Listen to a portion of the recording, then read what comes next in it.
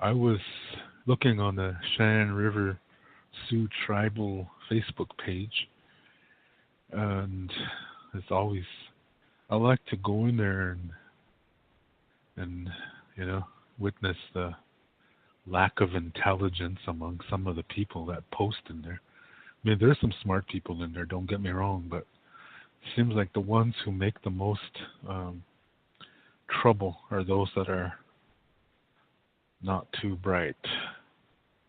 Yeah, and there's this.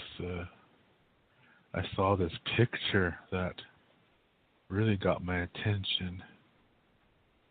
Um, no, it doesn't have long legs. Just kidding.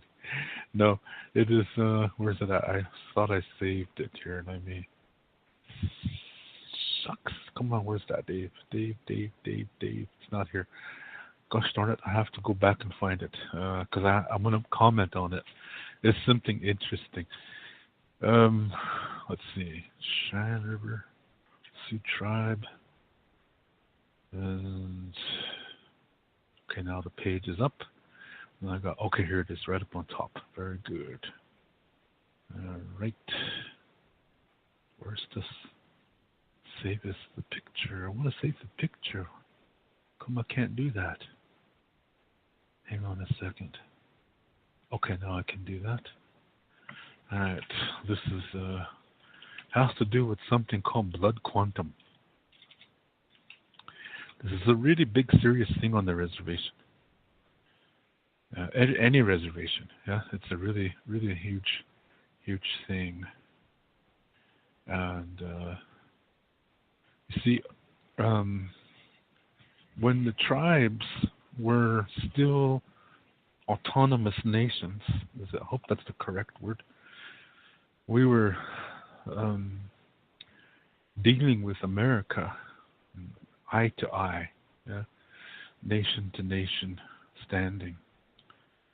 We made treaties with Washington, D.C. And these treaties, basically, these treaties were giving up, Indians giving up property, and in exchange, America was going to provide certain services. It varies from tribe to tribe, but not all tribes have treaties, okay, with America. Um, so, this not all the Indian chiefs signed the treaties either. I think Chief Sitting Bull, Hunkpapa Lakota, I don't think he ever signed the treaty, as far as I know. I might be wrong, but that's what I understand. But Crazy Horse also, I don't think he signed any treaties either. But other chiefs did, because they thought they were doing what was right for their people. Because they went to Washington, D.C., and they saw that the further east they went, the more white people they saw. And they knew that more were coming westward, and that if they don't do anything, they're going to lose everything. So they felt that, they should listen to what Washington, D.C. has to offer, so that they can, still have something left for their people. So they made these treaties. There's all kinds of treaties. And a lot of the treaties, they say things like, like that one with the Lakota people and Lakota nations, two big ones, yeah, Treaty of 1851 and Treaty of 1868. Is it 1851 or 1852? I keep getting those 2 years mixed up. Two big treaties. And basically what this says is that big portion of land was going to be set aside for the Indians to live in. It's a really huge piece of land. And all around the land, the U.S. military would place forts there to keep white people out of the Indian territory. They called it the Great Sioux Nation, or the Great Sioux Reservation, they called it. And um, and so that was part of it. The other part was America was supposed to give us like a certain amount of goods and services, like best healthcare, best education, food, houses, and all these things, healthcare, all these things they were supposed to give to us because we gave up a lot of land to the Washington, D.C. And then they in turn have the European immigrants move on there and set their farms up. So a lot of white people today don't realize that. They don't realize that Indians signed treaties giving up land to the immigrants so that the immigrants could have a home. And the descendants of those same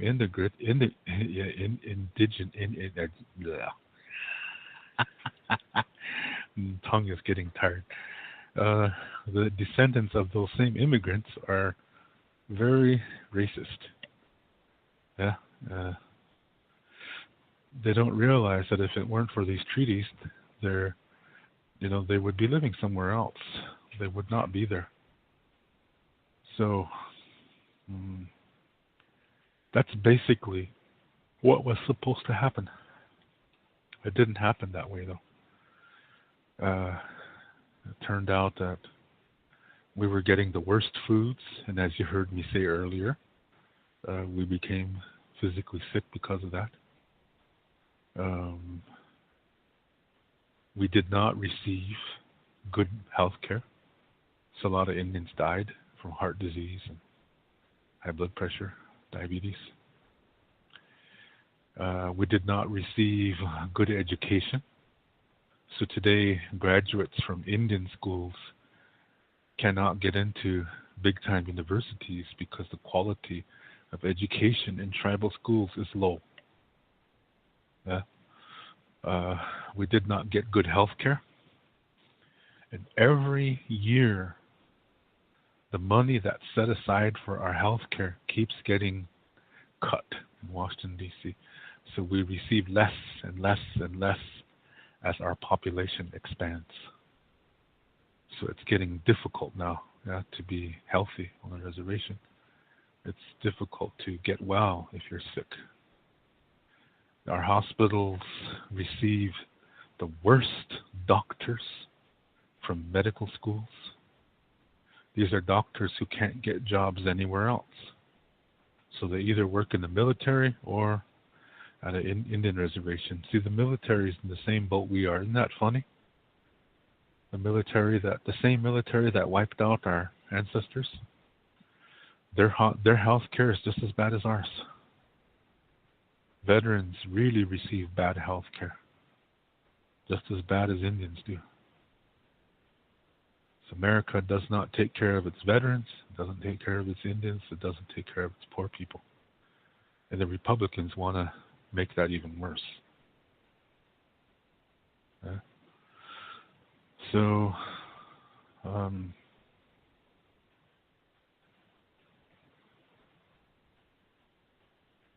what else?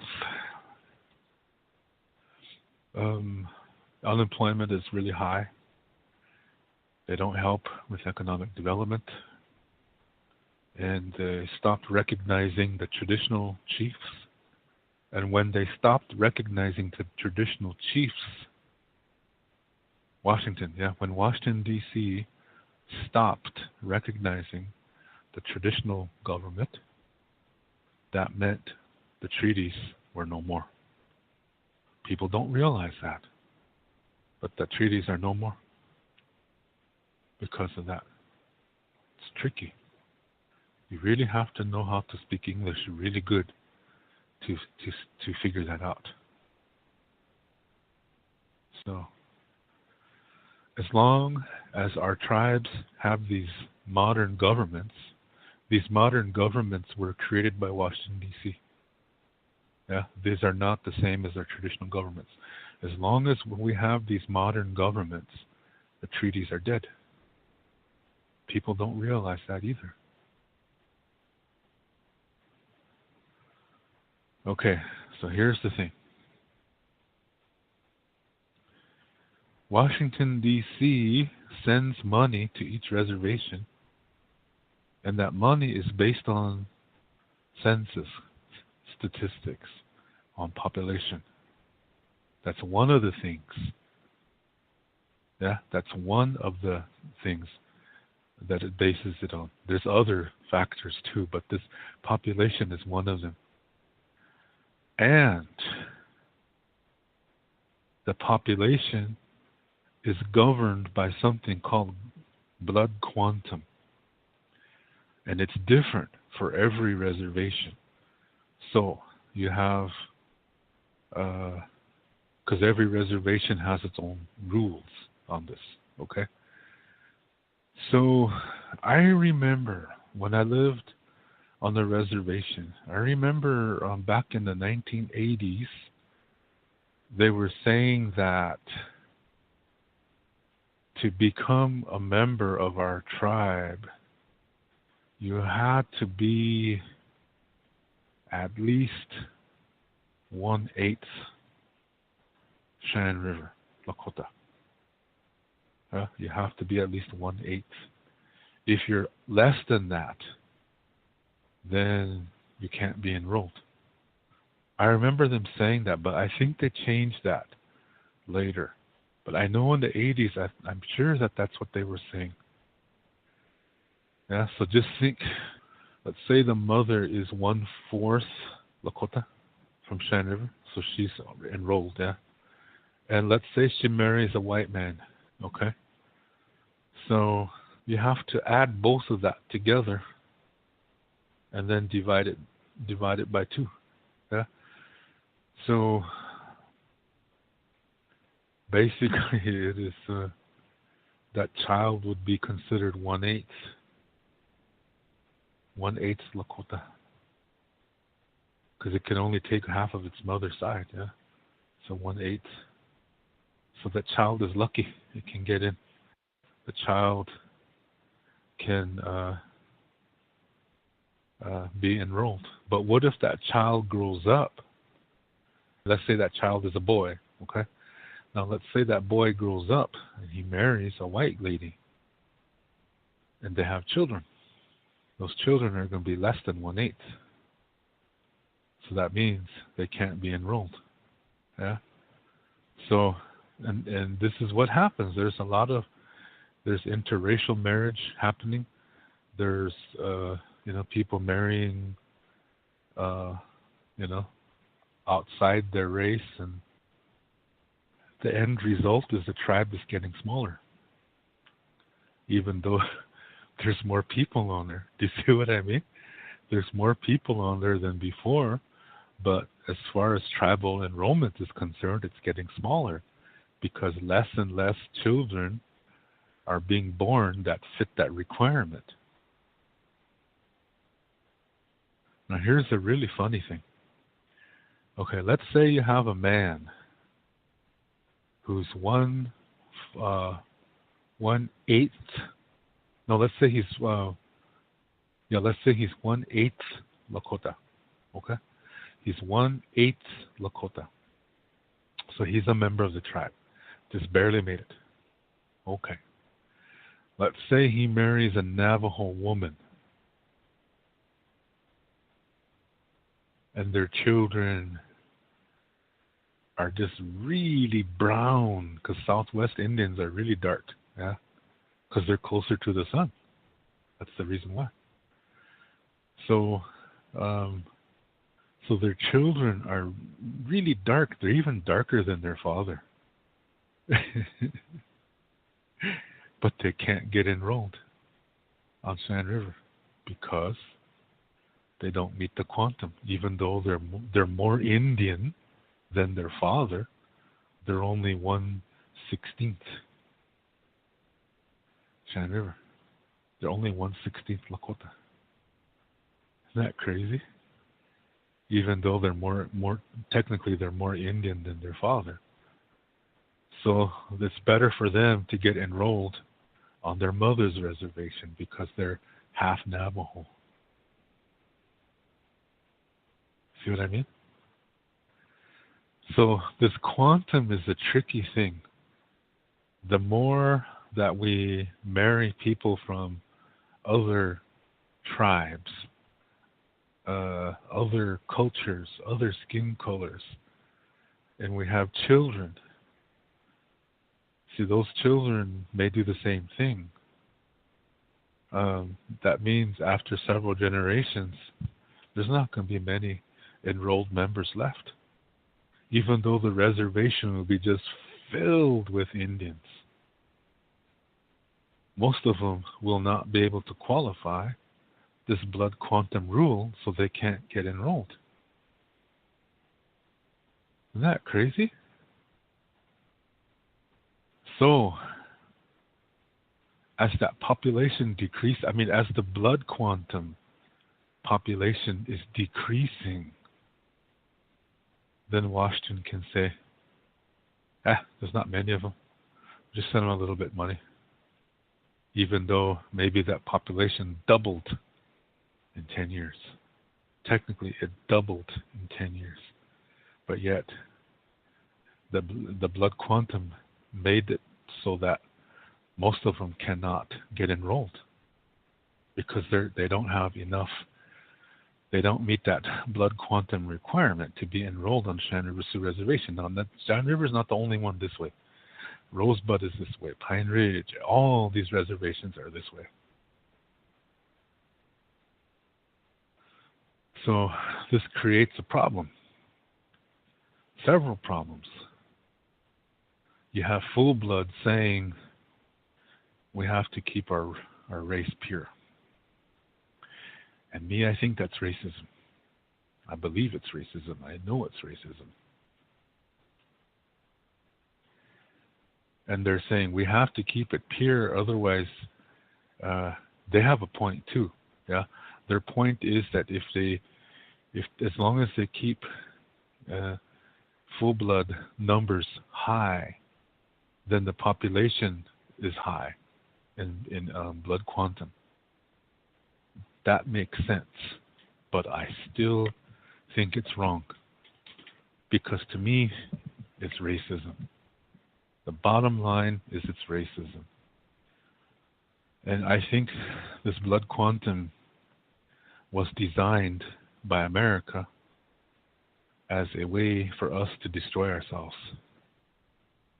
Because it's pretty soon, there's not going to be anybody who has enough, blood, Shan River blood in them to qualify for enrollment. So then Washington then can say, that reservation has no tribal members, even though it's just filled with Indians. They don't have enough to fit the blood quantum rule, so they can't get enrolled. So Washington will say, there's nobody there. We wipe the reservation out. We take it away. We just, do away with the paperwork so that they have no status anymore. So we don't get any money, and now it's a big chunk of land full of brown-skinned poor people. Third world nations. Third world living conditions, And we can't get help because there's not enough blood quantum inside of us to say we're Indians, even though we are, technically. Isn't that ridiculous? So I think this blood quantum thing is bullshit. I think it should be thrown out myself. I think for me what's important is if you can prove you're descended from certain families. And if you can prove that, it should not matter how much blood you have. Yeah? But if you can prove that you are descended from those people, then you should be a member of the tribe. Simple and plain. So the blood quantum, it makes full bloods into racists, and it decreases the population on paper, But in reality, the population is expanding exponentially. Yeah? In reality, the population is expanding exponentially, but on paper, it's dwindling. And that's all because of this stupid blood quantum. So you have people putting down white people, and if you try to talk sense into some of these Indian races, they're going to say that you're siding with the Washichu, they say. They use the word Washichu as if it was a bad word, and it's not a bad word, it's just a word. It's just a word that describes people. And it's a funny story. We give names to people, and usually these names have funny stories behind them, because humor is our way of offering fellowship to each other. Yeah?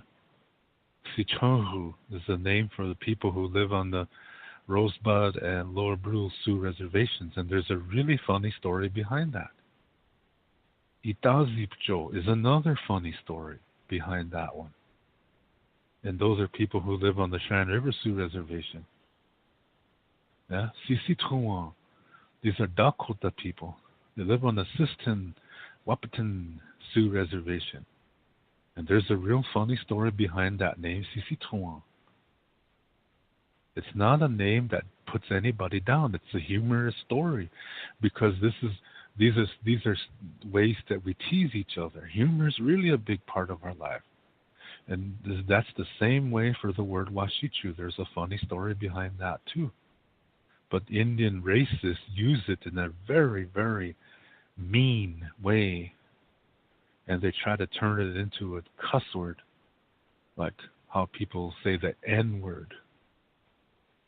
And I think that's a great disrespect to the Lakota language and to the ancestors, because that word never was meant to be used to hate.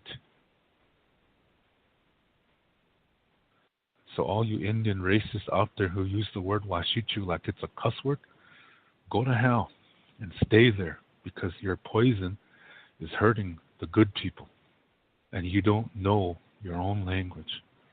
I think a lot of these Indian races, they can't speak Lakota. And I think they need to keep their fucking mouths shut until they can learn how to speak their language. That's my personal opinion. I mean, you see names in this Cheyenne River Sioux tribal page, yeah, and you see last names, Minor. Yeah, this is not a Lakota name. And this guy's talking around saying shit like, yeah, you're just another Washichu. Go back to the Washichu and continue kissing the Washichu's ass. He's saying this, and this guy's not even full Lakota himself. You see what I mean? These racists are just stupid. The Indian racists are some of the most stupid ones you'll ever encounter. You can't even talk sense into them because they're so dualistic. And they're the ones who are really trying to, they want this blood quantum, which is funny because they're not full blood. Yeah? So, and then the full bloods who are racist, because there's racists on full blood side too, they want this blood quantum because it justifies their racist beliefs. And I don't like that.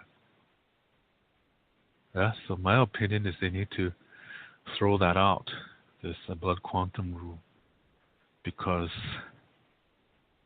we're going to destroy ourselves because of this. Yeah, we need to get rid of that. This blood quantum thing, this is not the way of our ancestors. That's the number one thing.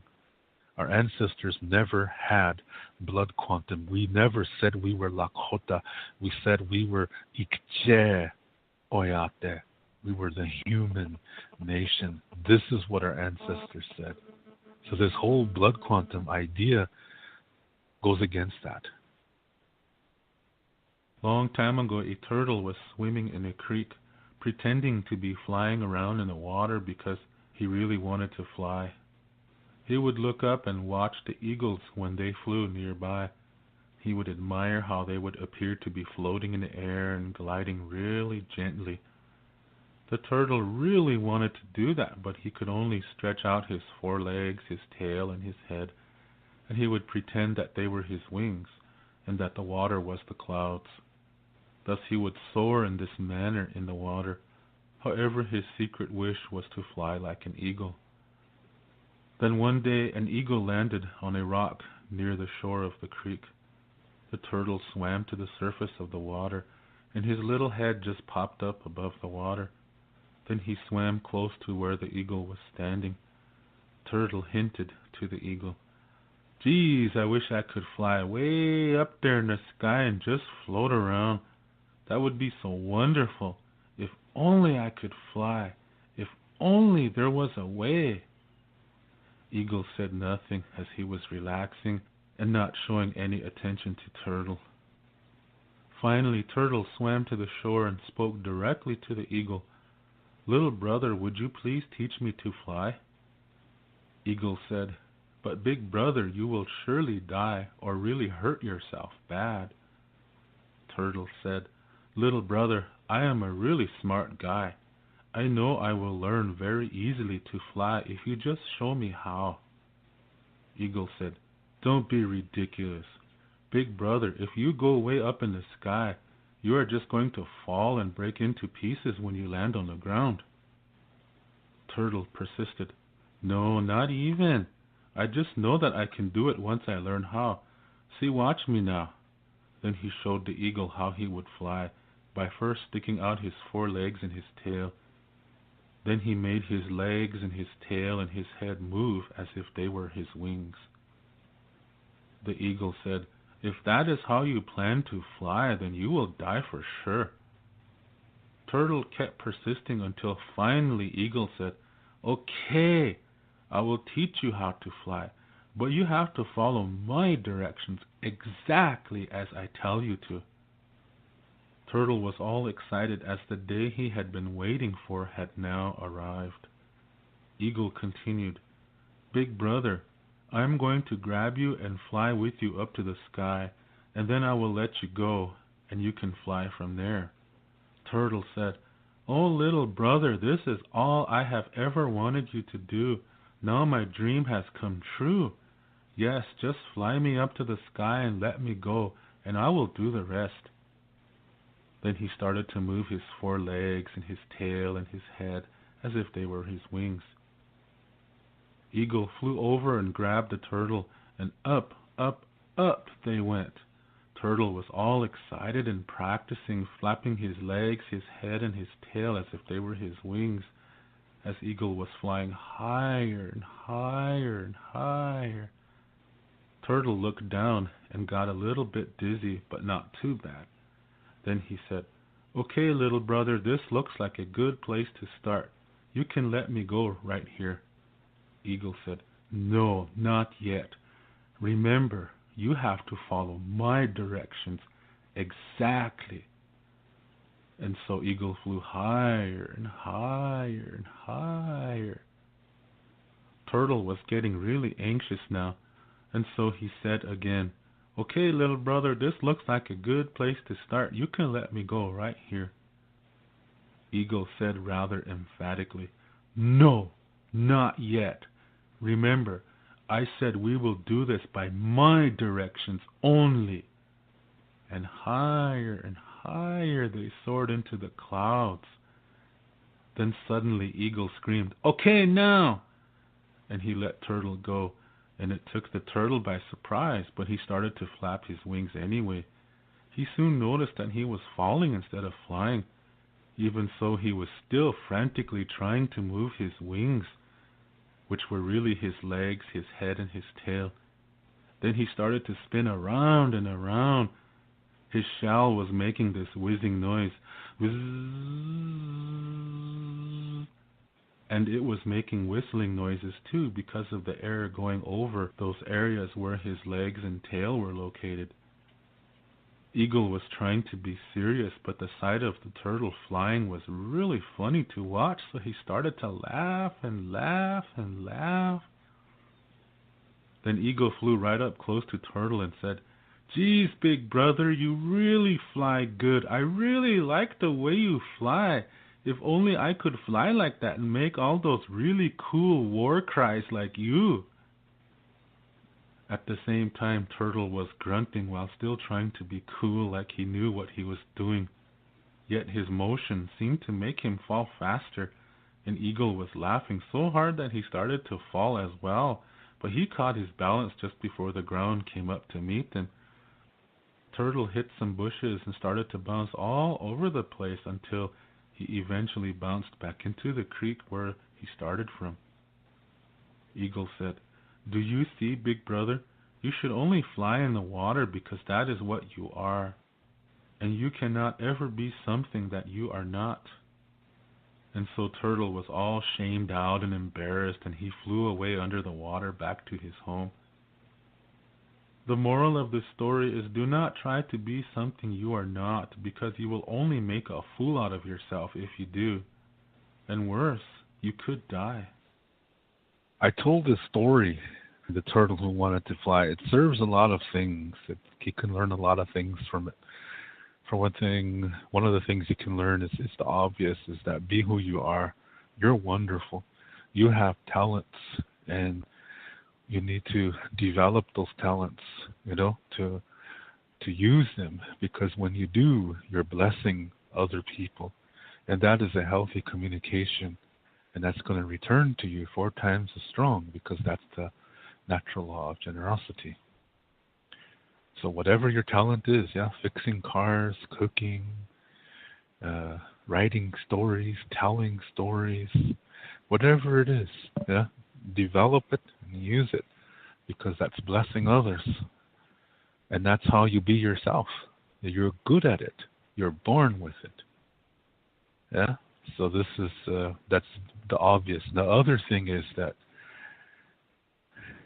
did anywhere in the discussion, did any one of these animals say, "Well, I can't help you because you're only half turtle"?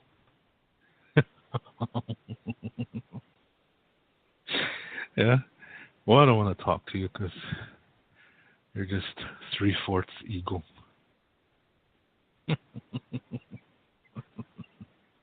Doesn't even make sense, does it? So why should we be doing that to each other? Just now, I saw a really nice picture on Facebook, and I'm gonna make friends with this lady right now, and I'm going to share that photo. It is really good. There's a picture of 4 people standing. They have their arms around each other, different skin color, different. There's just things that are different, but it has something. It says this: "We were all humans until race disconnected us, religion separated us, politics divided us, and wealth classified us." See, all of that is what I said earlier. That's the products of duality. When we start focusing only on our skin color. Now, that's not even important. Yeah? It doesn't matter what skin color we have. What matters is how we are on the inside, how we live our lives.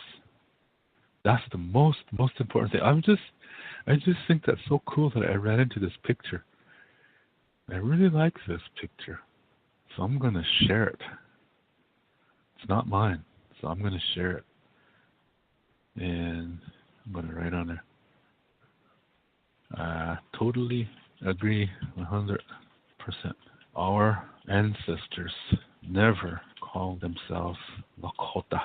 They called themselves Ikche Oyate, which means the human nation. That is what our ancestral star knowledge teaches us. Now I'm going to share that. So if you're my Facebook buddy, check out my timeline. I put a really good picture on there. This lady really has good photos on her Facebook profile. It was one of those, remember on the side where it says, people you may know. I have no idea who any of them are. Yeah, people you may know. This is total strangers here. But I saw this one, and this is really good. Really, really, really good. The picture is centered kind of weird, so I'm going to fix that later with Photoshop, and I'll redo it. Okay, I'm going to redo this because not all of the text is showing. All right, so let me save this real quick here because I want the whole thing to show. I want everybody to see this. It's a really good message. Okay. All right, I'll fix that after the show. So, like I said, this blood quantum thing is set to, it's going to destroy ourselves. Yeah, we are going to destroy ourselves if we continue to follow this for our reservations. Yeah, this is not going to work. This is just ridiculous. Yeah. So, like I said, this whole concept of, how much Indian are you? How much, what's your blood quantum degree? And people, there's so many unintelligent people on this earth that when they see this, they're going to think, so the higher the number, the better you are. You see, that's linear thinking. And I should explain that because that's important to know too. Linear thinking is when you only go in one direction and that you believe the further you go, the better you are, the smarter you are. That's linear thinking. This is really unhealthy because people who are way ahead, they look back and they see everybody behind them as less than them. And that is duality. That is the form of oppression. Yeah, always seeing things in just two groups, as I said earlier. In our ancestral way, yes, we go forward, but we also can go backwards too. And we can jump into the future as well. So, first of all, this requires coming to peace with your past, and that's something I spoke about earlier, so I won't repeat that, okay? And then, as you live your life, you can look in your past anytime, because the more that you learn, the healthier you become, the more you're able to comprehend of reality. So the more you develop emotionally, which allows you to develop spiritually, which enables you to comprehend more of reality. So that means after some time has gone by, it's a good idea to jump into a past experience and look at it again, because you will see things that you didn't see before. They were always there, but now you see them because now you comprehend more. So you learn something new. Then you come back to the present moment again. The present moment is where we need to be. This influences your future. So it's important to be at peace with your past, so you're more in the present moment. Yeah, but you can go in the past and learn, like I just said, and then come back in the present again and use that new information from your past. And then we can go the other direction. We can visualize the way we would like our future to be. We take some time each day to do this. Visualize. and you just think, in your mind, you can close your eyes and just imagine what you would like, how you would like your life to be in the future. And then you act as if you're there now. In your mind, you visualize all of this. Yeah, you visualize all of this, and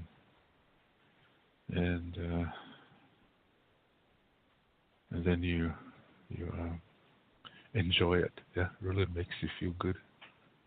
Isn't that nice? You're laying on the beach, or you're sitting up high on the mountain, or you're doing something. Let's say you're learning how to play guitar. So let's say you see yourself playing this wonderful music like a pro. Yeah. It has to be something healthy, okay? And then you enjoy it as if you have it now. You enjoy it as if you have it now. Do that for as long as you want. Except not the whole day, yeah, because you have things to do. You have to eat. But take some time to do that. Then when you're doing this, what's happening is something is imprinting itself in your brain. Then you come back to the present moment again. Now this thing is going to give you inspiration. This is how you learn from the future. So you see, we don't just go in one direction. And we can jump ahead further, even though we're not there yet. We can jump ahead further, but we always come back to the present moment. Then we receive that inspiration that's going to help us in our lives. That's non-linear. And that is the reason why there's no word for goodbye in the Lakota language. Yeah, we say until next time, which is Toksha Ake. Yeah, so the ancient way is non-linear. And non-linear does not give a damn about how much blood you have. Quantum, I should say. So we never said we were Lakota. Our ancestors never said we were Lakota. Yeah, our ancestors said we were Ikche Wayate. Ikche Wichasha. Ikche Wimachasha. I am a human man. Or Ikche Wimiya. I am a human woman. That's what our ancestors said. They never said they were black, white, or anything. Brown, beige, plaid. They never said that. We said we were human. That's how it used to be. There was no religion. There were no ceremonies. There were no sacred items. Your life is a ceremony. You are a sacred item. You are a sacred being. You are a blessing. You are literally a blessing. And it's up to you if you want to fulfill that or not. But you should. Because when you do, healing energy comes to you 4 times as strong as what you do, whatever your talent is. Whatever your talent is, when you do your talent, you're sending out healing to others. And that's going to return to you 4 times as strong.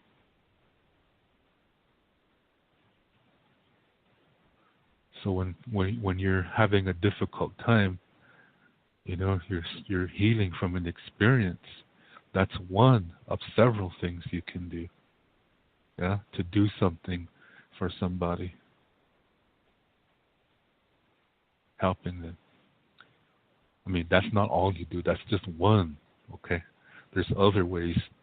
There's other things to do to achieve healing too. But this is one of them.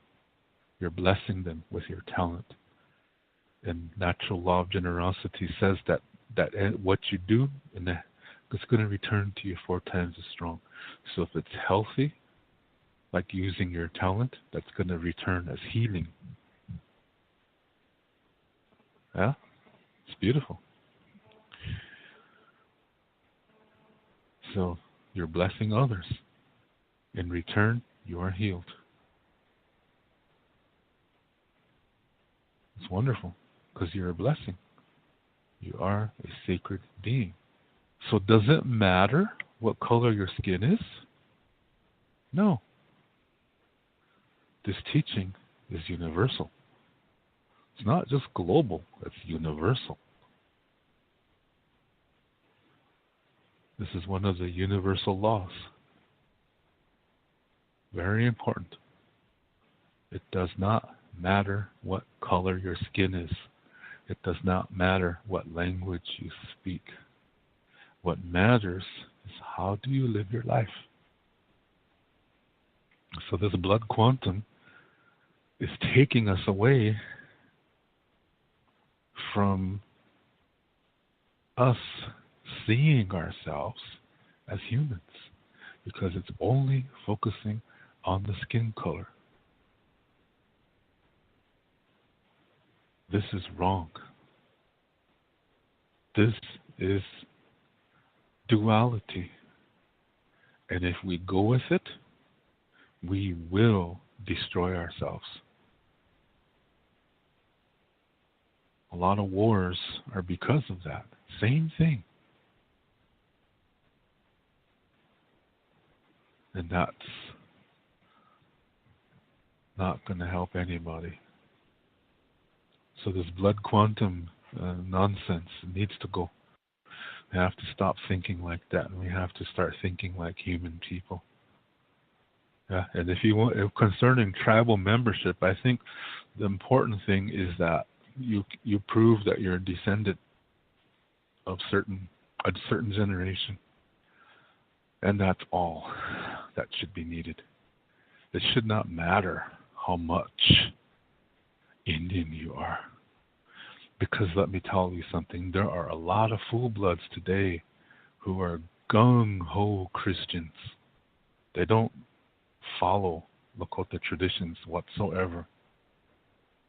Yeah, they try to make both fit. That's like making oil and water mixed together, and they never will. They're two different things.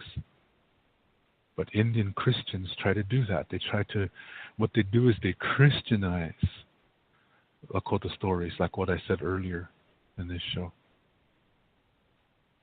Yeah, they're trying to do that. And the result is they are not getting the true message. So what they're doing is they're dualizing our way. Yeah? They're making our ceremonies dualistic and everything. They're even dualizing the language. So even though they're full blood, they're not living like the ancestors at all. They're almost the opposite of the ancestors. So being Indian, that's not the important thing. What is important is being human and following these natural laws. Reality begins within. Like attracts like. If you're healthy, you'll attract somebody healthy. And your relationship will be an extension of each person. So the healthy people, they do not complete each other. They're already complete. When you're living these star knowledge concepts that I'm talking about, and you come to peace with your past, you are complete. You're 100%. And because of like attracting like, you will attract somebody who is like you. They will be 100% too. And the relationship that both of you create is going to be an extension of both of you, and it's going to be its own entity, its own identity, its own dimension. It's like your baby, in a way. So, and healthy people say 100 plus 100 equals 100. 100 is you being healthy and at peace. The other 100 is your partner, who is the same way. And the equals 100, what you both create, is a new dimension for each of you. This is the relationship that you share together, that you share, that you create, that you nurture, and that you both learn from. Because difficulties will come to it too, but they come to you in your life, and you already know how to deal with it. You know how to learn from it. So you'll do the same thing when it comes to the relationship. So in healthy people, we don't say, I'm looking for my other half, or you complete me. We don't say that. That's unhealthy. That's codependency. That's a whole other can of worms that's really, really unhealthy.